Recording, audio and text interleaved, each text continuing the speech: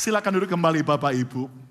Saudara sekalian, tahun ini kita belajar tentang revival, the year of revival, tahun kebangkitan.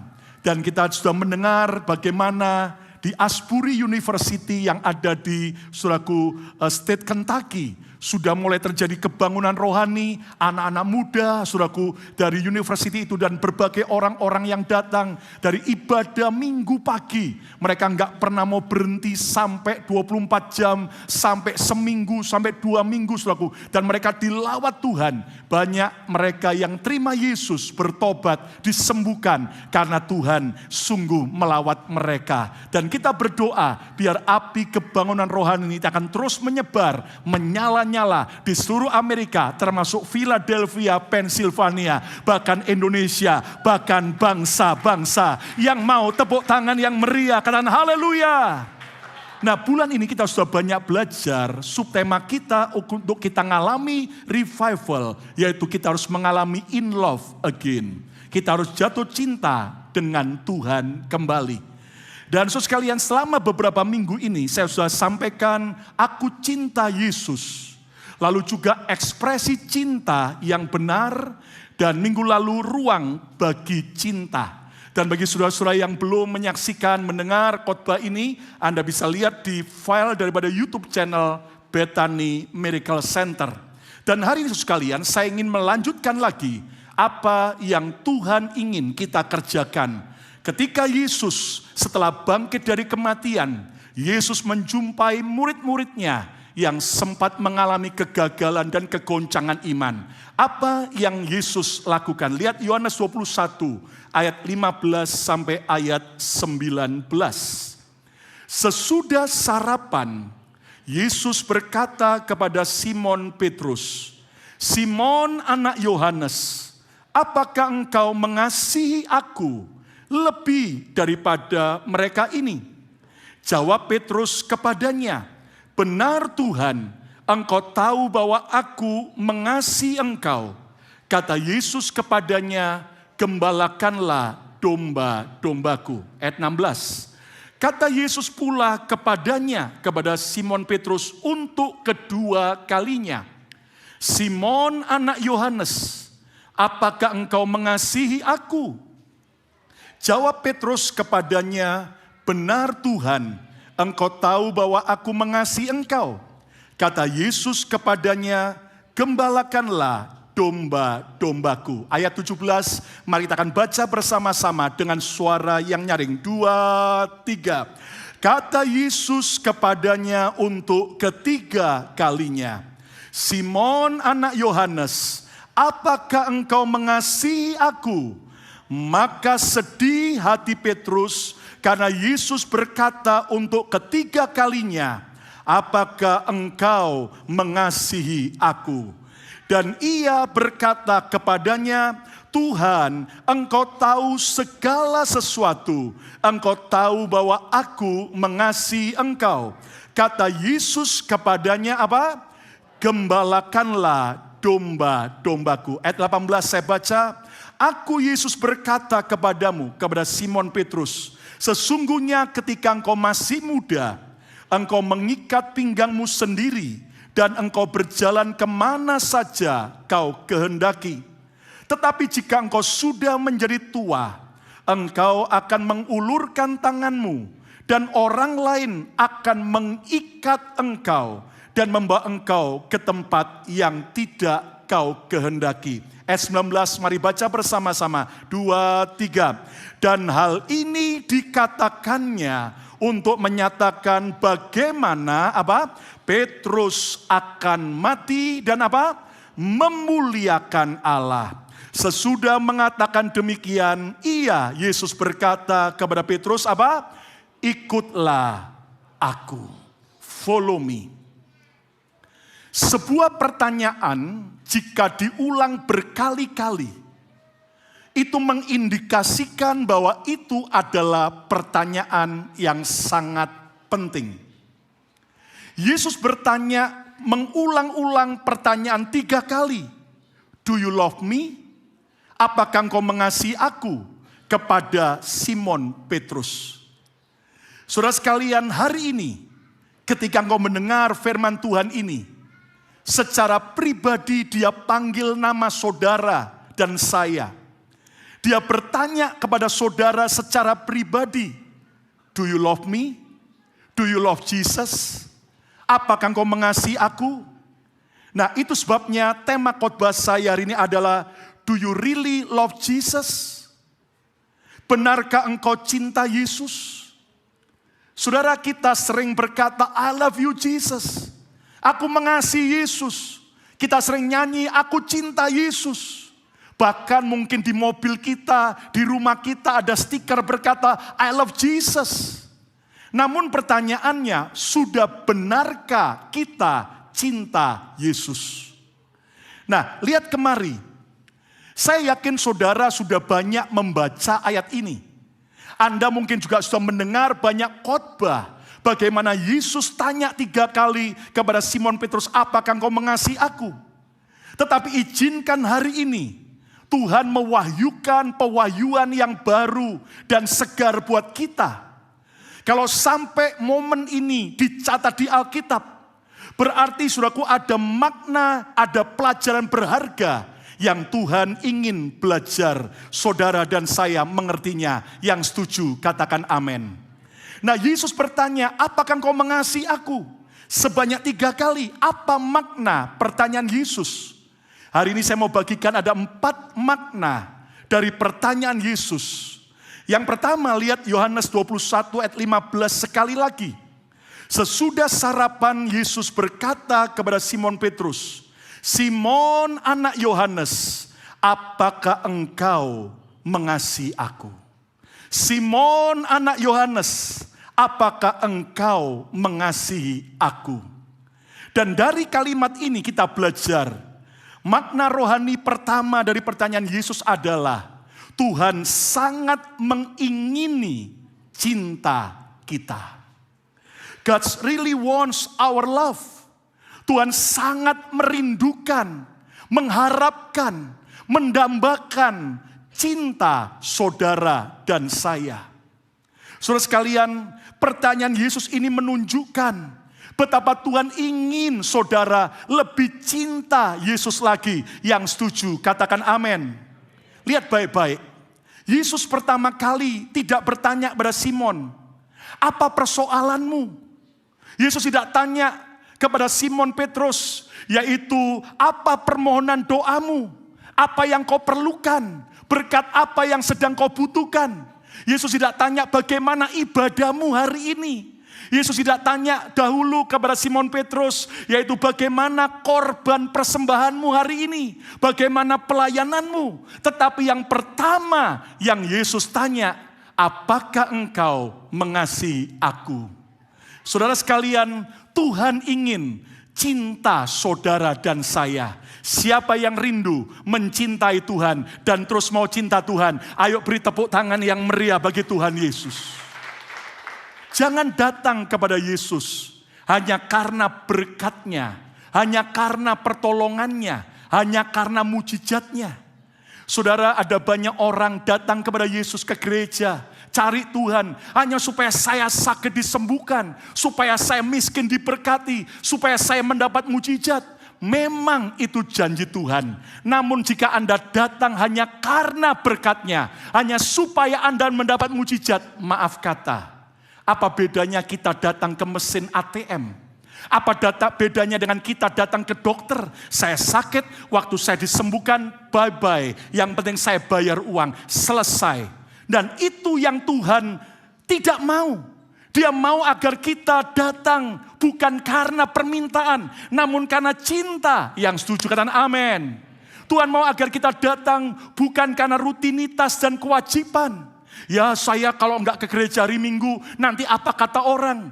Anda jangan datang hanya karena ikut-ikutan, karena teman Anda ngajak, keluarga Anda ngajak, tetapi biarlah kita datang karena cinta kita kepada Yesus yang mengerti. Katakan haleluya.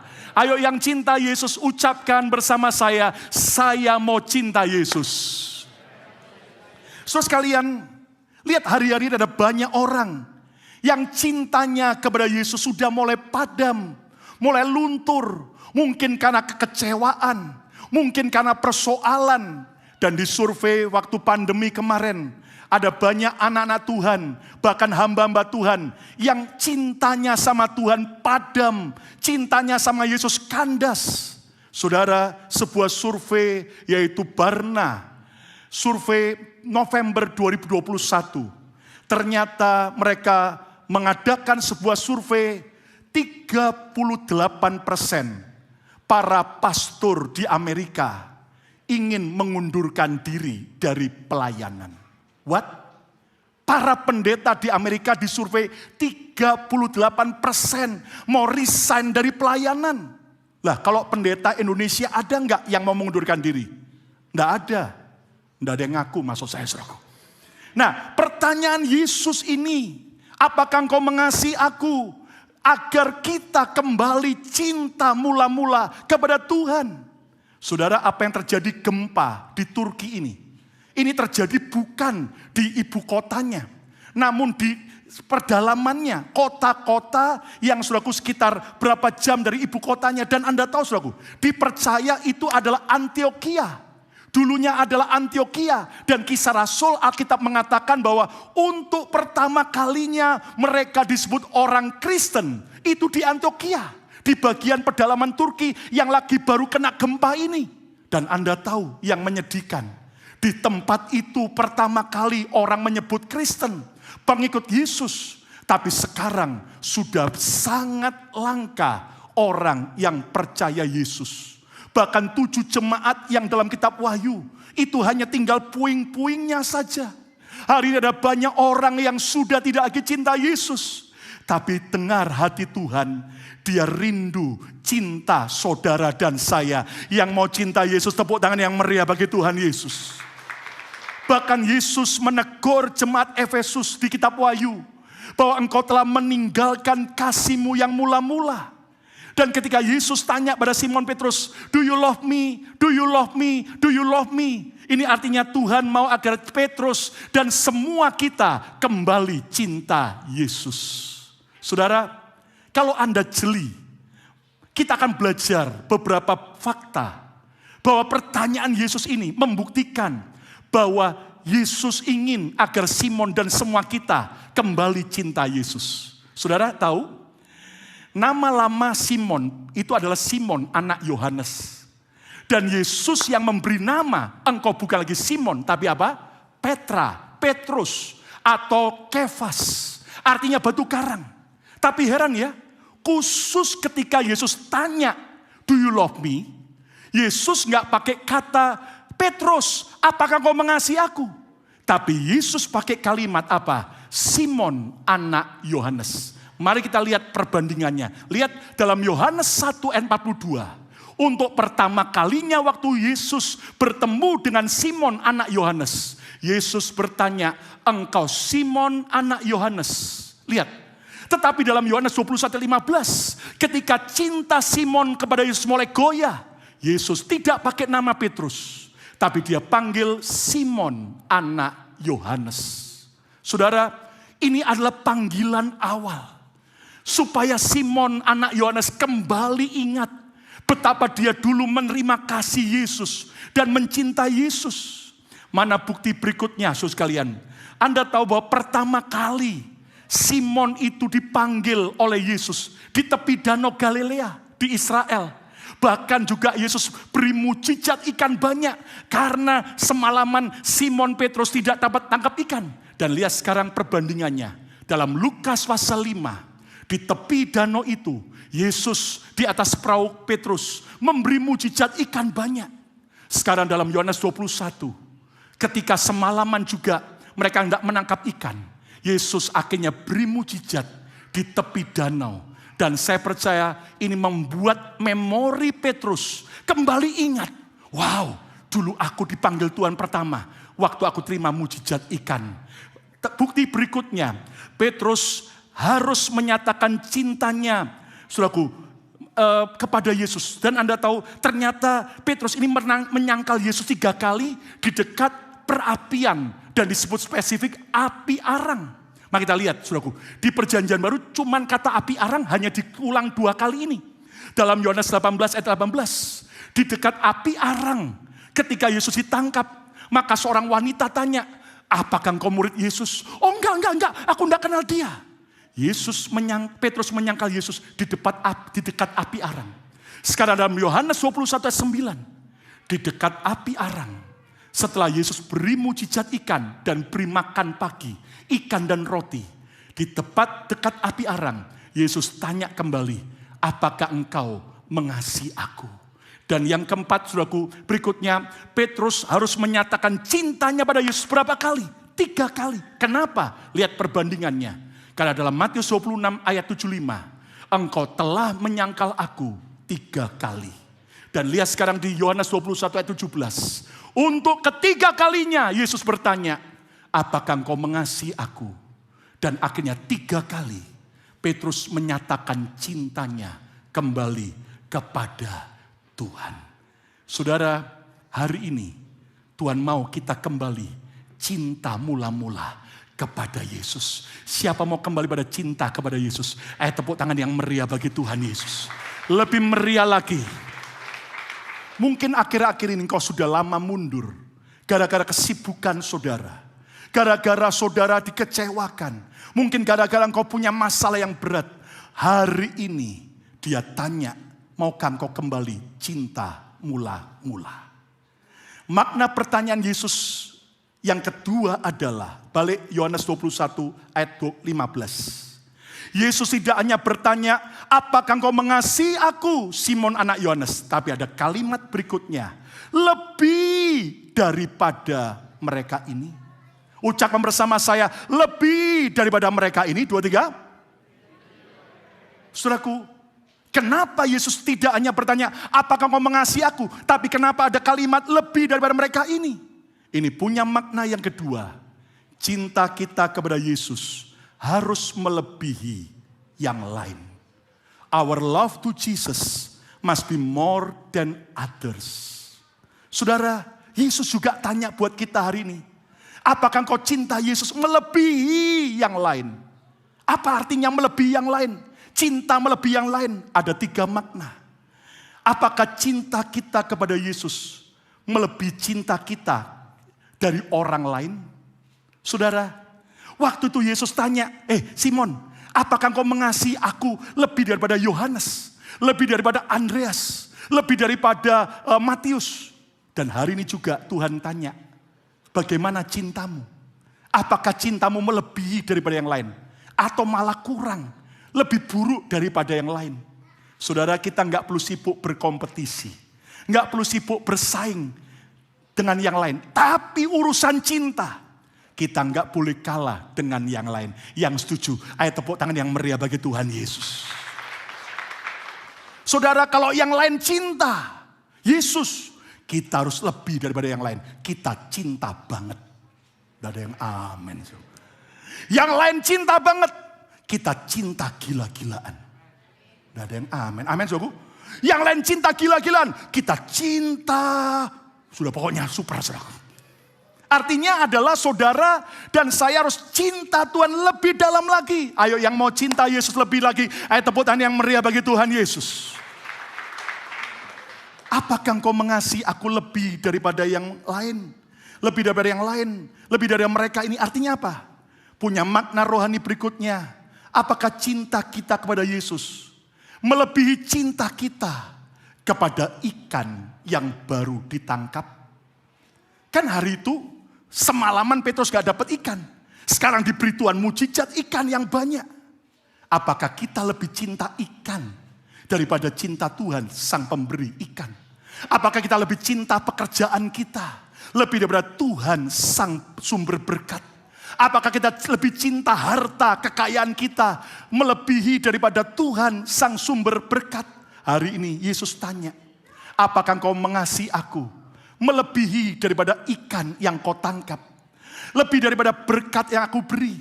Sedihnya ada banyak orang lebih memilih untuk yang penting kerja daripada cari Tuhan. Oh, saya sibuk karena bisnis lebih daripada ibadah. Hari ini saudaraku, apakah Yesus kita cintai melebihi daripada kedudukan, lebih daripada kesenangan atau hobi, lebih daripada popularitas maupun dosa. Hari ini saudaraku, pilihlah. Aku mau cinta Yesus lebih daripada berkat-Nya. Yang setuju, katakan amin. Apakah engkau mengasihi aku lebih daripada orang yang lain, lebih daripada mereka ini? Punya makna yang ketiga. Apakah cinta kita pada Yesus melebihi cinta kita pada masa lalu? Apakah kita lebih cinta Yesus melebihi masa lalu kita? Saudara, ada banyak orang selalu mengenang masa lalunya. Ataupun keberhasilan maupun kegagalannya. Nah, Anda tahu ya, kita waktu masih muda, kita sering marah sama opa kita. Sama mungkin bobo kita. Bobo, kok tambah tua, ceritanya yang dulu-dulu terus. Diulang-ulang lagi. Kita sampai bosan mendengarnya. Nah, saudara, kalau Anda terakhir-terakhir sudah mulai sering cerita masa lalu saudara, diulang-ulang, itu tanda saudara sudah mulai tua. Nah, ingat baik-baik, ada banyak orang begini, dulu loh saya waktu di Indonesia, pelayanan sama Yesus, get-getan. Pertanyaannya dulu, sekarang bagaimana? Gembos. Dulu loh saya baru datang ke Amerika, ke Philadelphia.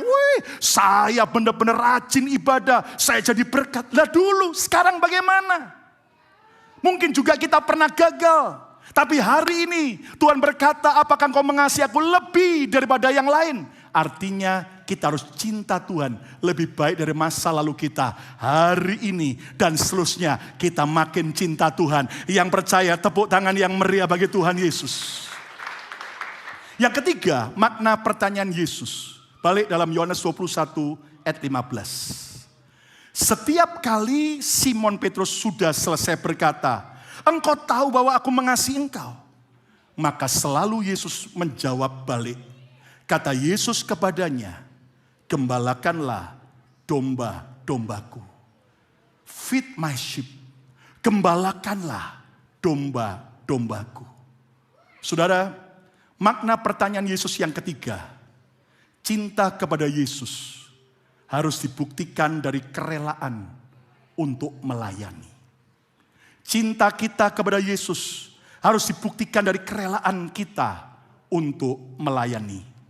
Love to Jesus is proven by willingness to serve. Saudara, selalu Yesus berkata, gembalakanlah domba-dombaku. Kamu harus melayani jiwa-jiwa. Kamu harus jadi berkat bagi jiwa-jiwa. Dan lihat, Yesus memberi tugas dan tanggung jawab kepada Petrus untuk menyatakan cintanya dengan melayani.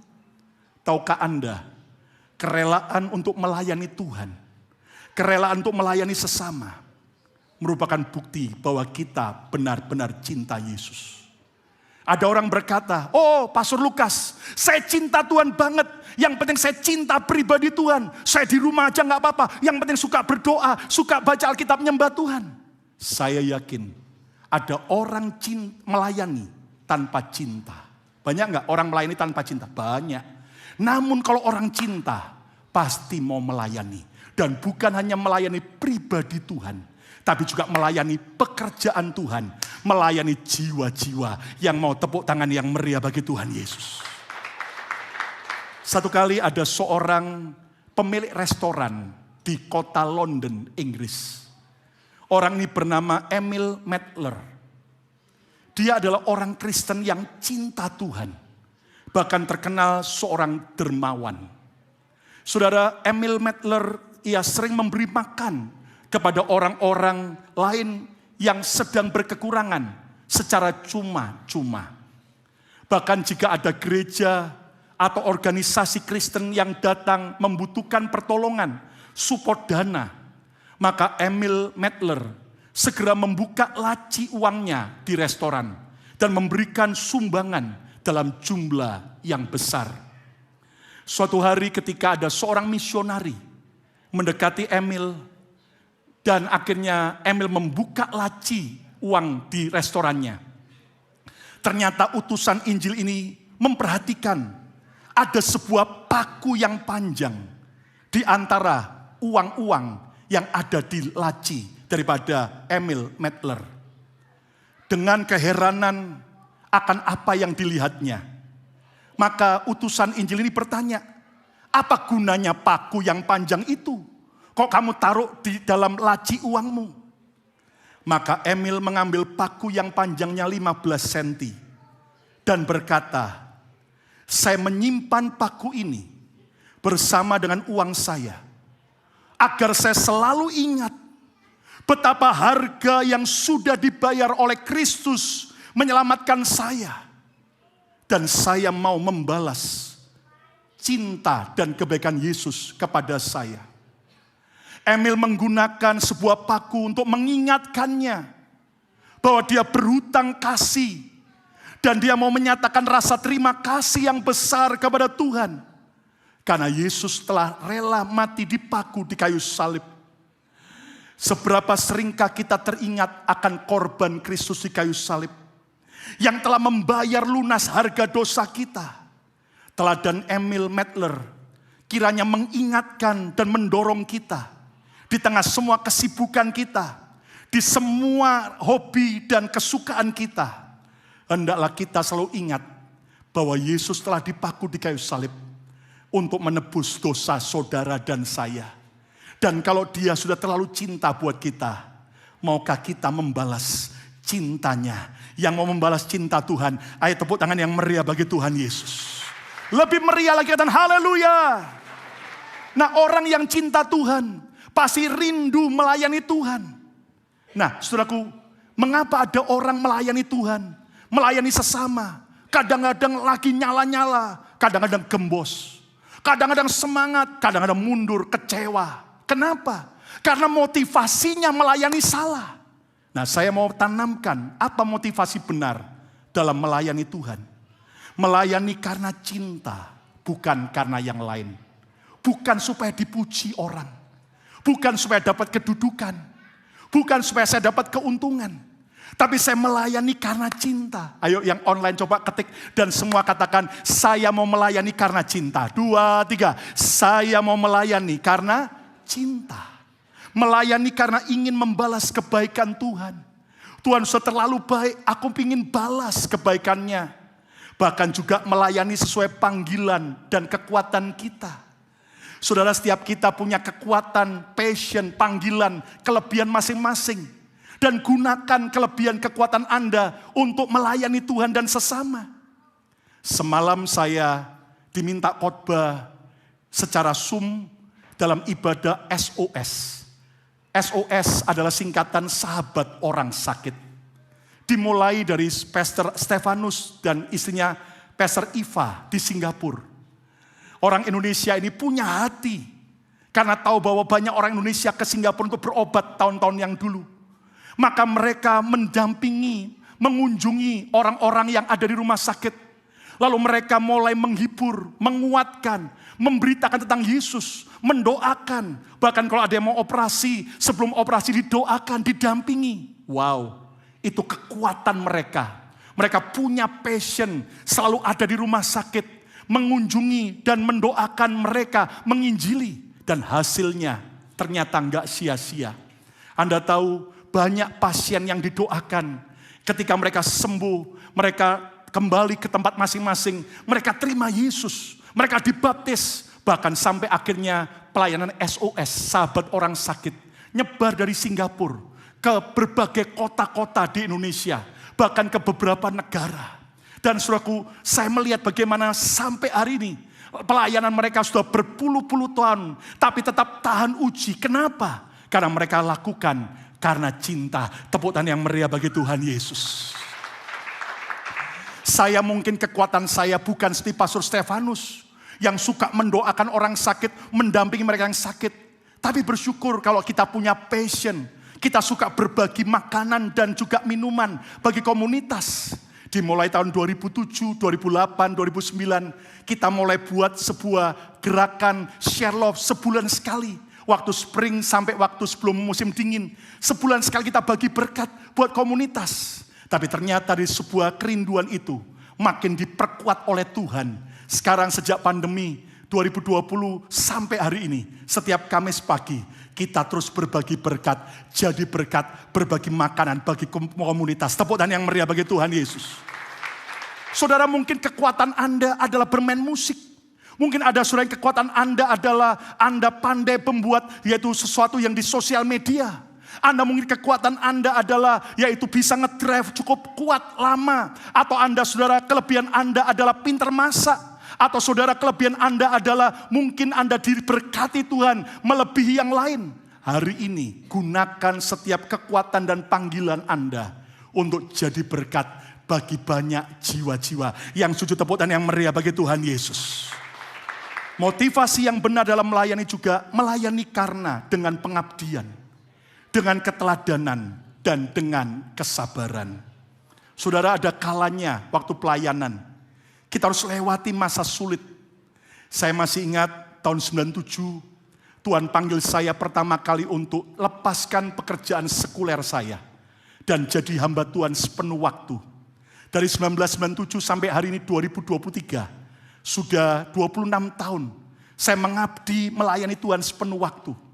Dan saudara sekalian, saya belajar melayani bukan karena mau dapat berkat, bukan karena profesi, bukan karena, tapi karena cinta. Saya masih ingat tahun 1997, ketika saya sukses dalam pekerjaan sekuler, tiba-tiba pemimpin rohani saya bertanya, ini waktunya kamu lepas semuanya, jadi hamba Tuhan. Mama saya setiap kali saya pulang kerja dari luar pulau dan dapat banyak berkat, juga pelayanan di luar pulau, selalu tanya, kapan kamu melayani Tuhan sepenuh waktu? Saya marah, kan enak gini. Saya nggak pernah minta-minta uang dari orang. Malah saya melayani, habis pelayanan saya kembalikan amplop persembahan kasihnya ke orang atau gereja yang memberi. Saya malah tambahin berkat. Tapi mama saya berkata, enggak, kamu adalah anak nasar mama. Dan kamu sudah mama nasarkan bahwa kamu akan jadi hamba Tuhan, melayani Tuhan sepenuh waktu. Saya marah, kan mama yang nasar, bukan saya. Adik saya akhirnya bawa Alkitab saya pertama kali. Sudah tua kayak sayur asin, saudaraku. Di halaman kedua dia tunjukkan, ini loh ketikan yang kamu pernah ketik. Tahun 87, kamu sudah janji kalau kamu dewasa, kamu akan jadi hamba Tuhan sepenuh waktu. Lemes saya, saudaraku. Akhirnya saya lepaskan kerjaan sekuler. 97 saya mengabdi kepada Tuhan, jadi hamba Tuhan sepenuh waktu. Saya diutus ke Makassar. Jujur, ketika saya terima gaji saya pertama sebagai full timer, saya kaget hanya 20%. Tidak lewat dari 20% dari gaji saya tiap bulan waktu saya kerja di sekuler. Apakah saya marah? Apakah saya kecewa? Kalau saya melayani hanya karena uang, sudah lama saya tinggalkan pelayanan.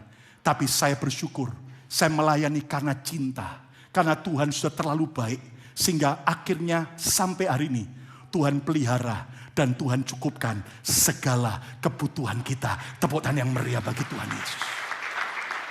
Yang keempat, yang terakhir, apa makna pertanyaan Yesus? Balik dalam Yohanes 21 ayat 18 sampai 19. Yesus berkata, aku berkata kepadamu, sesungguhnya ketika engkau masih muda, engkau mengikat pinggangmu sendiri, dan engkau berjalan kemana saja kau kehendaki. Tetapi jika engkau sudah menjadi tua, engkau akan mengulurkan tanganmu, dan orang lain akan mengikat engkau, Petrus, dan membawa engkau ke tempat yang tidak kau kehendaki. Ayat 19, dan hal ini dikatakan Yesus untuk menyatakan bagaimana Petrus akan mati dan memuliakan Allah. Dari cara matinya, Petrus akan memuliakan Allah. Sesudah mengatakan demikian, Yesus berkata kepada Petrus, follow me, ikutlah aku. Saudara, makna yang keempat dari pertanyaan Yesus adalah, selalu ada harga mahal saat kita mencintai Yesus. There is always a high price when we love Jesus. Memang keselamatan itu anugerah cuma-cuma. Bukan karena murah, namun terlalu mahal, maka dia beri cuma-cuma. Tetapi mengikut Yesus, apalagi mencintai Yesus, selalu akan ada harga costly, high cost, harga yang mahal, high price, yang harus kita bayar. Dan Anda tahu, akhirnya Petrus mengalami seperti apa yang Yesus sudah nubuatkan. Saudara, Petrus akhirnya mati, disalibkan di Roma. Dan pada waktu dia mau disalib, Dia merasa nggak layak disalib seperti Yesus. Maka dia minta kepada orang-orang yang membencinya. Jangan salibkan aku dengan kepala di atas, kaki di bawah. Salibkan aku, kepala di bawah, kaki di atas. Kenapa? Karena Simon Petrus sadar, dia bisa menyangkal Yesus 3 kali. Selalu ada harga mahal saat kita cinta Yesus. Makanya saudaraku, jangan pernah goyah. Ketika engkau cinta Yesus, tantangan tambah berat. Ketika engkau sungguh-sungguh cinta Yesus melayani, kok malah saya salah mengerti. Kok malah saya mengalami pergumulan yang berat. Loh saudara, kalau engkau berpikir, aku cinta Yesus, semuanya baik, engkau akan kecewa. Namun apa yang Yesus katakan, ikutlah aku. Kalau dia lewati masa-masa sukar, dia lewati jalan salib, difitnah, ditinggalkan, dikianati, diejek, diolok, ditelanjangi. Apalagi kita bersyukur, kita belum sampai mati disalib seperti Petrus. Kita baru diomongin orang aja, kita baru disalah ngerti orang aja, udah kecewa, marah, dan tinggalkan Yesus. Hari ini, apapun yang menjadi tantangan kita, tetaplah ikut Yesus. Sekali Yesus, tetap Yesus selama-lamanya. Tepuk tangan yang meriah bagi Tuhan Yesus. Saudara, tadi pagi ada teman lama kami, bernama Anna Mercy, yang akhirnya dia rela tinggalkan zona nyamannya. Dan dia akhirnya jadi seorang misionari, utusan Injil, memberitakan Injil. Baru balik 2 tahun dari sebuah negara yang ada di Timur Tengah. Dan dari pagi dia saksi, dan nanti ini selesai pengurapan, maka Anna Mercy akan saksi bagaimana dia dari tadinya agama Buddhis, akhirnya terima Yesus, ke Amerika, ke New York dia ketemu Tuhan. Dia cinta sama Tuhan, sampai akhirnya dia jadi seorang full timer di sebuah gereja. Namun akhirnya Tuhan bilang sama dia, enggak cukup hanya pendetamu yang melakukan penginjilan misi ke berbagai negara dan tempat. Aku juga mau pakai kamu. Dan akhirnya dia bergabung dalam sebuah organisasi misi dunia. Dan akhirnya dia mulai jadi berkat. Dan sampai hari ini saya lihat cintanya sama Tuhan menyala-nyala. Saudaraku, jangan pernah takut dengan tantangan apapun. Tapi mari, memang mengikut Yesus harus ada harga mahal untuk kita cinta Yesus. Tetapi jangan izinkan semua sirna. Sekali Yesus, tetap Yesus. Sekali cinta Yesus, tetap cinta Yesus. Tepuk tangan yang meriah bagi Tuhan Yesus. Kesimpulannya, benarkah engkau cinta Yesus? Do you really love Jesus? Apa makna pertanyaan Yesus? Yang pertama, Tuhan sangat mengingini cinta kita. Jangan datang hanya karena berkat. Jangan datang hanya karena supaya saya ditolong Tuhan. Tapi Tuhan sangat merindukan cinta Anda.